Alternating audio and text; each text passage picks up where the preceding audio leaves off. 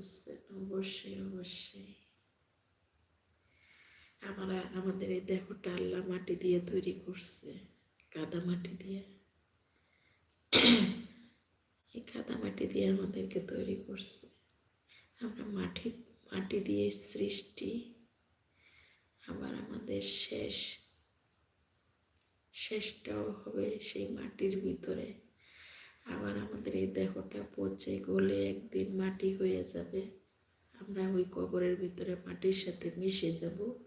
ওই কবরগুলাকে আবার দেখা গেছে কি ওই কবরগুলাকে ভেঙে চুরে সমান করে ওই জায়গাটায় আবার অন্য কাউকে মাটি দিবে। হ্যাঁ, আমরা মাটি থেকে জন্ম নিচ্ছি, আমাদের মৃত্যু হওয়ার পরে আমাদের এই দেহটা আবার মাটি হয়ে যায়। তো এই কথাগুলো যারা চিন্তা করে